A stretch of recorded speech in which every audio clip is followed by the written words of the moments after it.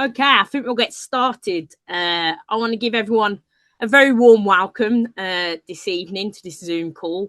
This is an online Q&A discussing Minneapolis in Revolt, ICE, the state, and the power to beat Trump, which has been hosted by the Socialist Workers' Party. My name's Hope. I'm a member of the Socialist Workers' Party in Birmingham, and I will be hosting this Q&A tonight. So a mass popular revolt against ICE has erupted in Minneapolis following the murders of Renee and Alex Pretti.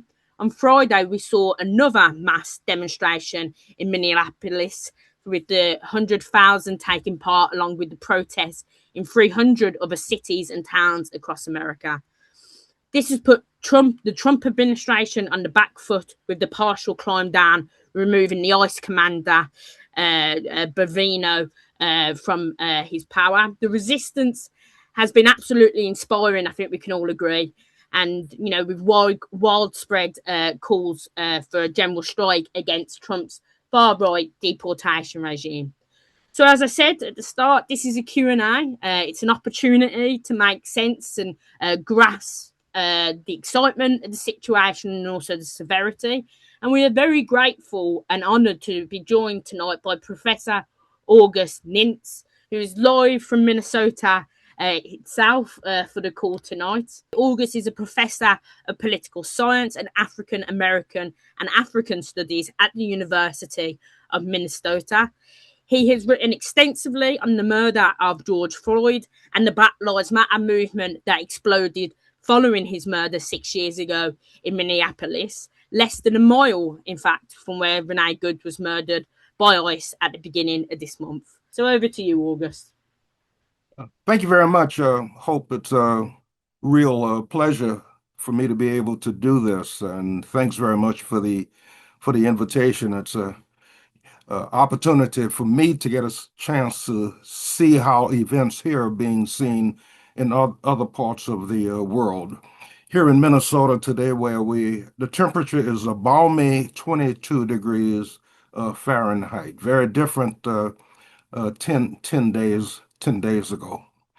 What I'd like to bring to the discussion is a historical perspective. To use our time wisely, I'll read from my notes, introductory comments. Given what happened in Minnesota 5.5 years ago, it's inevitable that today's events are being compared to the George Floyd moment. The most significant thing about the George Floyd protests, in my opinion, was their multiracial character. Until then, anti-police brutality protests in the United States had been almost exclusively an affair of so-called people of color, Black people especially.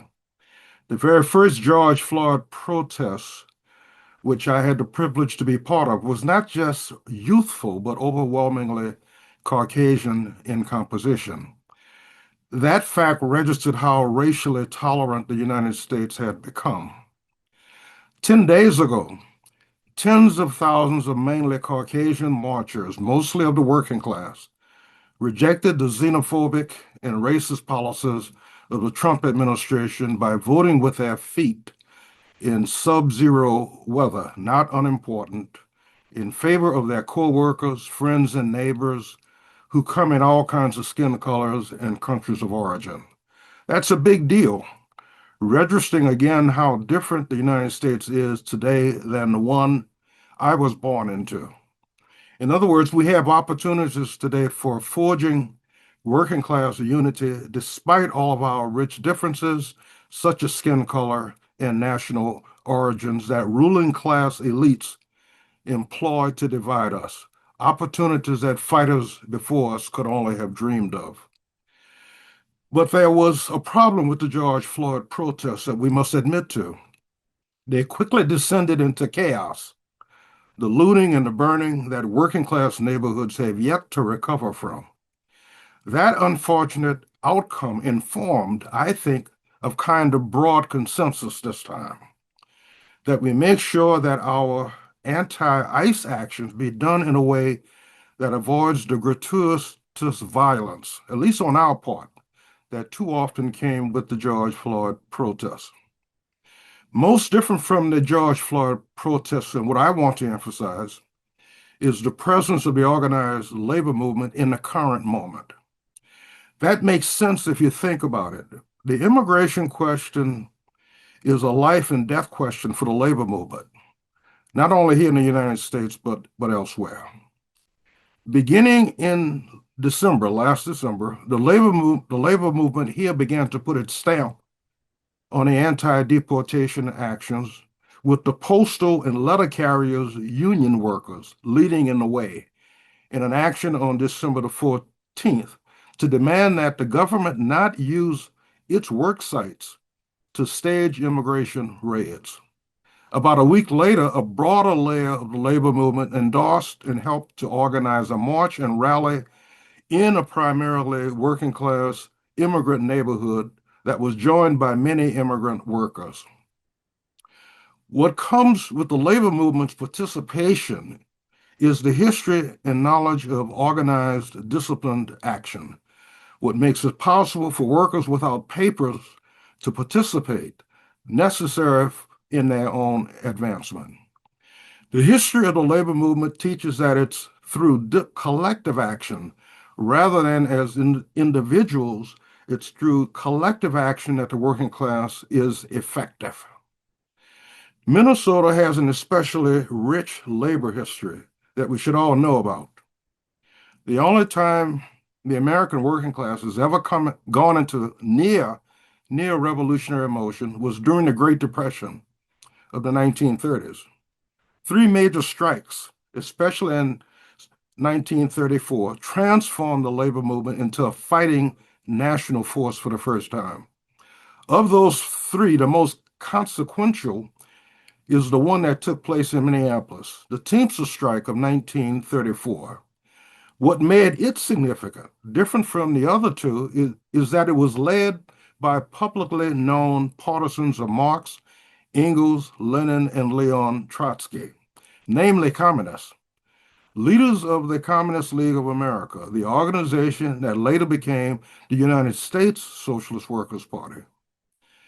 When the mainstream big business press covers what's happening in Minnesota, trying to figure out the relatively progressive character of Minnesota politics in relationship to neighboring states, for example, they attribute it to anything but the labor radicalization of the 1930s. But until that moment, Minnesota politics and the culture were quite conservative, reactionary, in fact. Minneapolis was known as the anti-Semitic capital of the United States. That changed in the wake of revolutionary unionism in Minnesota.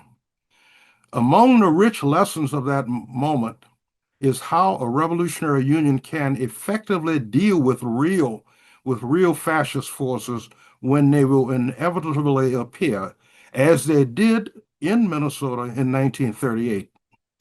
The only cadre fascist organization to have ever had any significance in the United States, the so-called Silver Shirts, showed up here that year. An organized public response by the Teamsters, Union Defense Guards, forced the Silver Shirts into the proverbial dustbin of history. What happened offers rich lessons about how to deal again with when a real fascist moment occurs. It's no accident that it was the Roosevelt administration, the so-called friend of labor, as the Democrats would have us believe, that had those same SWP leaders later jailed in 1942 and 1943 precisely because of their revolutionary politics. So what's the world forward? Where do we go from here? The slogan "abolish ICE" is understandable given what ICE is doing. But as long as capitalism exists, that slogan, just as the slogan "abolish the police," is simply unrealizable. Only when the working class takes power, as in Cuba, and why the 6-decade long bipartisan campaign to put an end to the first socialist revolution in America, only when the working class takes power can ICE and other police forces be ended. But in the meantime, there is a suboptimal solution to the immigration question under capitalism that's doable: amnesty. Simply legalize all of the undocumented and offer them a road to permanent residency. That's what the Reagan administration did in 1986. 3 million undocumented workers were granted amnesty. Then later, by one of the two Bush presidents, that amnesty was extended. It's what the capitalist government in Spain has recently 2 minutes done. left, August. Granted amnesty uh, to to a 500,000 undocumented workers there. Amnesty is only a means to an end, a way to make it possible for workers without papers to fully participate in the class struggle, to not be afraid to do so. Amnesty, in other words, is the road to working class unity, the road to revolutionary a working class political party for the first time in the United States. One of my complaints about progressive forces in the United States, maybe it's the same elsewhere, is the tendency to refer to the United States government as our government, as in, I can't believe our government is acting the way it does, or our government should do such and such. But it's not our government. We should never mistake what we want with what we have. It should be our government, but that will only happen when we do, again, what the toilers in Cuba did in 1959. And again, the reason why Washington and Wall Street, not just the Trump administration, Washington and Wall Street want to put an end to the Cuban Revolution. What the Cubans did is a bad example for the working class, from the ruling class perspective, not only for workers and toilers in the so-called third world, but right here in the belly of the beast. The Cuban Revolution is facing the most dangerous moment in its 67-year existence, and no one can predict the outcome. But one thing is certain: Washington and Wall Street can't erase the 67-year history of that revolution, the longest time the working class has ever been in power, and thus a very rich history that will be indispensable for working classes elsewhere to do something similar. The word inevitable, unvermeidlich in the original, appears only once in the Communist Manifesto. It's the very last word in Part 1, followed immediately in Part 2 by instructions about what the proletariat needs to do to take power. All that the Communist Manifesto promises is a class struggle, not the winners and the losers. We should have no doubt that big class battles lie ahead of us, wherever we live. That's the logic of the capitalist mode of production. What is less certain is whether we'll be prepared for that inevitable moment. We should never forget Lenin's most trenchant insight in 1901, which goes a long way in explaining Bolshevik ascendancy 17 years later.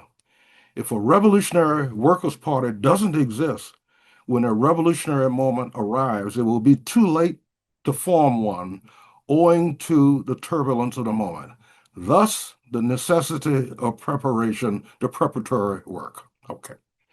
I'll end here and let's move to the discussion. Regarding a general strike, yes, the January 23rd, it was called a general strike, but the fact is that the labor movement is only just beginning to put its stamp on the movement, on the anti-ICE movement.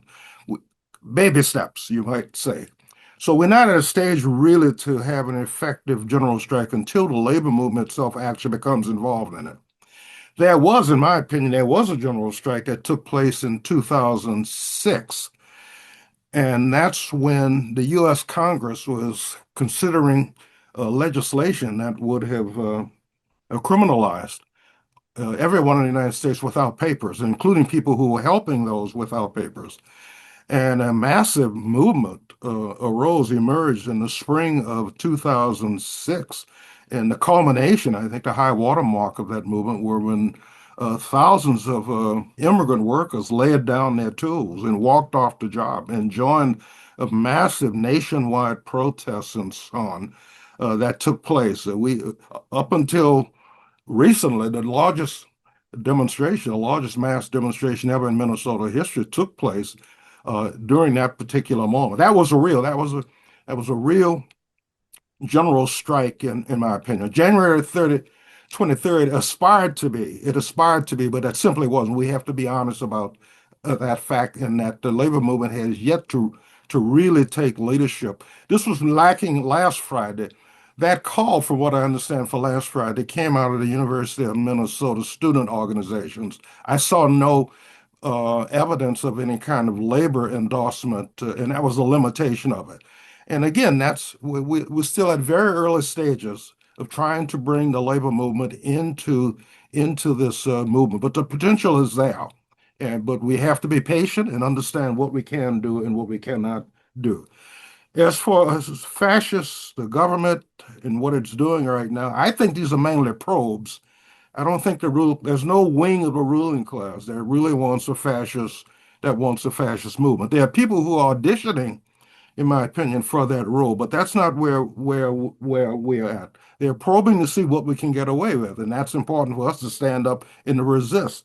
And it's important for us to preserve the political space, to respond in a measured, disciplined fashion, in order not to give them an excuse to really limit the kind of political space that we do have to respond in a disciplined fashion. We have to avoid any kinds of ultra left actions, individualistic responses, and so on, and see these as probes. The ruling class, wings of it, are beginning to test their individuals who want to see how much they can do, how much space they can take away.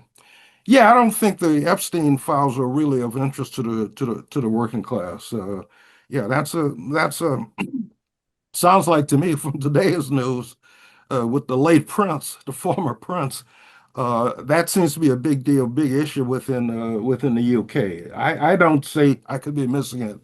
Maybe conspiratorialists, people who are into conspiracy theories and so on, might find it. But for most of the working class, it's simply a non event. Yes, the Cuban Revolution. It's my opinion that yet the working class actually was in power for 6 or 7 years.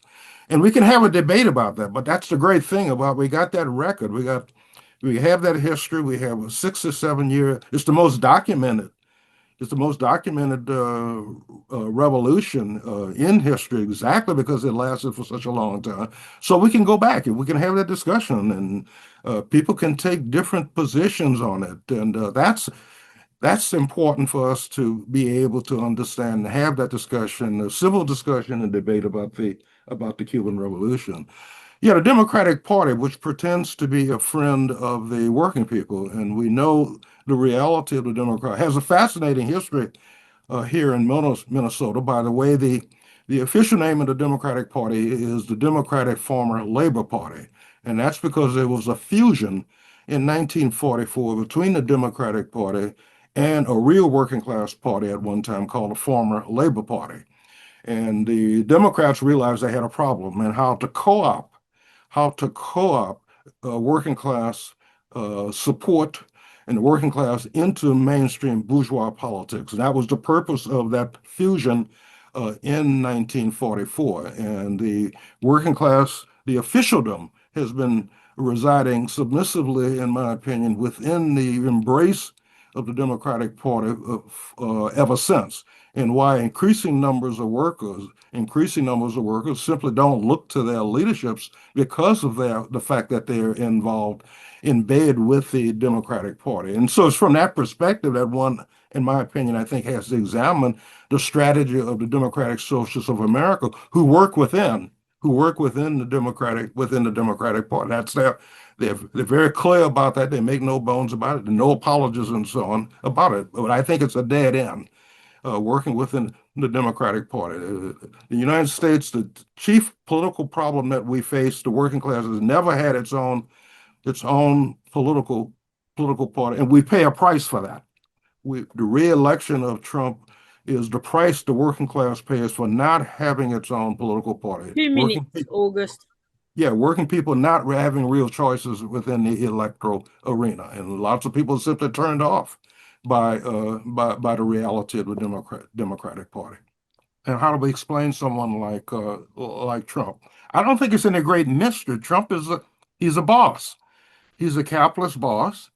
Uh, and capital, as we know, corporations are very much the dictatorship of the boss. Why would we expect anyone who's never held any other job other than being a boss? He treats the White House as if it's his own company. He never held any other job other than that of being a boss. I don't think it's any more complicated than that. The dictatorship of capital, the authoritarian character of capital itself. Someone mentioned the No Kings March. I'm glad that the No Kings March came up. I think January 23rd action stands on the shoulders of the No Kings March on October the 18th. The October 18th No Kings March was the biggest political march possibly ever in Minnesota history. More than 100,000 people came out for that march. It was all over the place in terms of slogans and so on. But the important thing is it registered the fact that we still can take to the streets. Shortly before on the eve of the presidential election last November, one of the students in my class was asked about who was going to win the election. I said, I have no idea who will win the election, but I said one thing is for certain, and that is you will have another chance to vote again if Trump wins. And what do you mean by that? He asked. I said, you'll have a chance to vote with your feet. That's the most important kind of voting in the streets. That's where real power is exercised. And right now we have access to the streets. If fascism were alive and well in the United States, we would not have that space. And the No Kings March on October the 18th registered the space that we do have. We want to preserve that space. We want to make sure that we don't operate in a ultra leftist fashion that jeopardizes the space that we have now. Brilliant. Thanks very much, August. And I want to thank everybody for joining the call. Before people rush off and get to bed, I just want to remind everybody we have recorded this event and we will upload it to our YouTube channel. So like, subscribe, do all those kind of things so you can listen back and share with your comrades. And also remember to check out the fantastic Socialist Worker website, where there has been a lot of analysis around Minneapolis and what's going on in the US. We would also encourage people to go to their local meetings in the area, discussing the crisis of capitalism. And I would also encourage people that if you've enjoyed tonight's meeting, if you've enjoyed talking about class struggle and workers' power, you can, of course, join the Socialist Workers' Party and talk more and do more. And be involved in the resistance. So I want to thank August again for stepping out at what must be a very busy time for him. And I want to thank you all for joining tonight's call. Solidarity, comrades.